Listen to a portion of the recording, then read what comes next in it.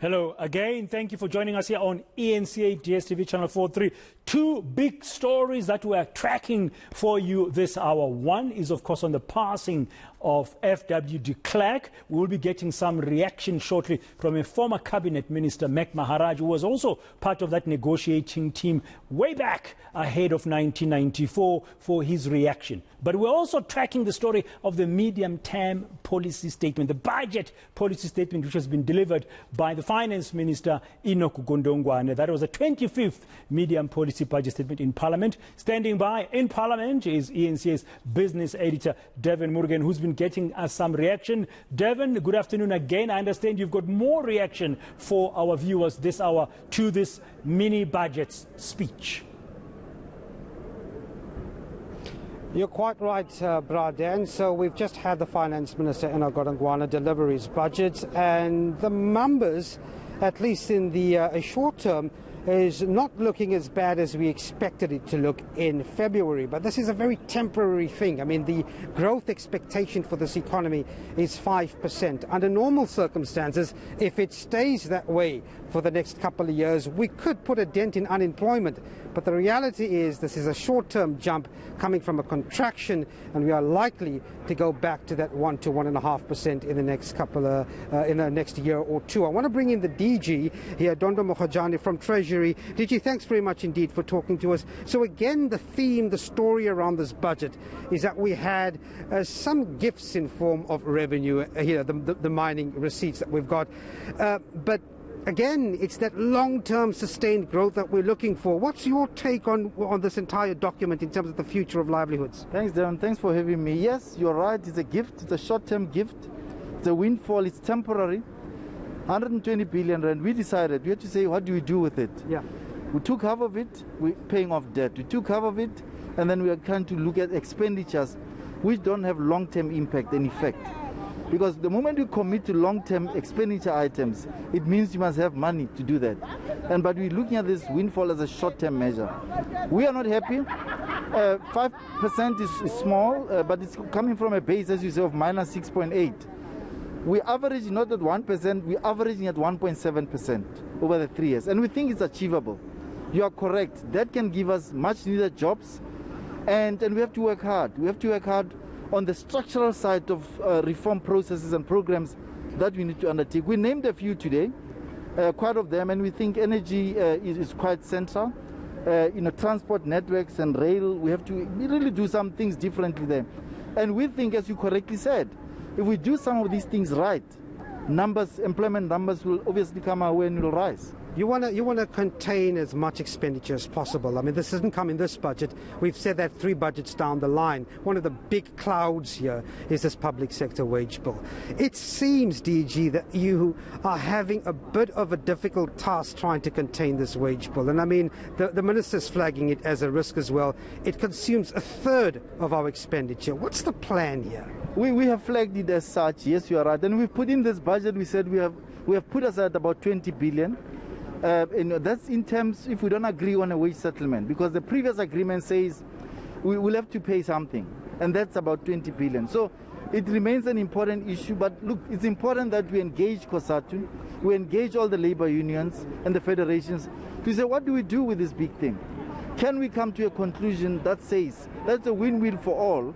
One, on trying to make sure that we actually put money into those productive sectors of the economy to improve, create short-term jobs, long-term new jobs. I'm talking about new jobs.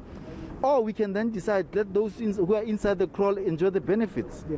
That might be counter, what South Africa is all about. I think we have to enjoy the benefits of this country, all of us. But again, it's going to be a tough conversation that you must enter between now and February. You could see today what we said, many things we push them to February, because we believe we have to engage more. Whether you're talking about social relief of distress, government said end of March, and we respected that and we were there. If this thing has to improve, let's have the conversation, but also the trade-offs of that 60 billion. That's a windfall. That's short-term in nature. Let's have conversations to how do we employ the 60 billion? What kind of benefits and the multiply effect that must come with the investments with the 60 billion. So this is going to have to be tough conversations, and trade-offs must happen, and I guess it's going to be that between now and February. And we will follow that closely. DG Adonda Mohajane, thanks very much indeed for talking to us. I want to bring in the SARS Commissioner very quickly, and we were just interrupted by the President here for good reason. Commissioner, and my question to you was that a lot of what happens at this budget is about the amount of money that's brought in into the budget and the fiscus. That's where you come in. We've had this windfall of tax. It's temporary. What's your take on revenue collection going forward? So I think firstly, that's a great question. We have to understand what is producing the additional revenue. We know that there has been, within the mining sector especially, there has been an improved commodity pricing that has benefited us, as well as an increase of about 10% in production. But at the same time, we are steadily rebuilding the capacity of SARS in order to ensure that the money that is created in the economy is in fact collected.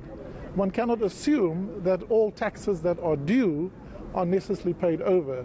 And so SARS is really focusing on rebuilding its technical capability, its investigative capability, its data and technology platform, so that we can ensure that the additional revenue from our compliance activity in fact fills that gap which would otherwise be caused by a decline in taxpayer compliance. I know you've been asked this question before, and sometimes you shy away from it if it's anecdotal evidence. But, you know, increasingly, when the power cuts come up, it's a very social topic that comes in, immigration of higher-end workers leaving the country, that affecting tax revenue. Commissioner, what are you seeing on that front?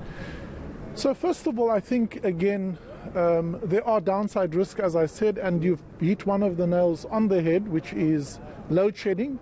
Load shedding doesn't just take away electricity and power from us, it also disrupts economic capacity, and that's quite important.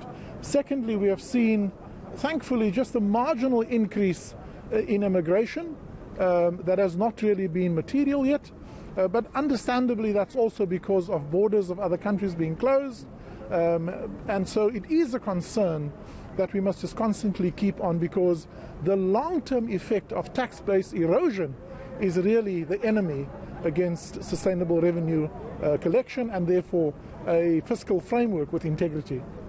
Are you winning in terms of eliminating or getting rid of the bad stain that was put there during state capture?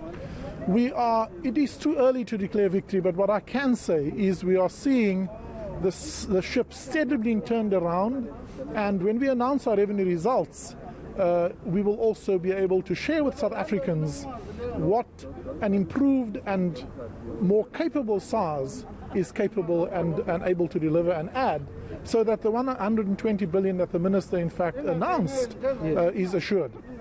Commissioner, thanks very much indeed for talking to us.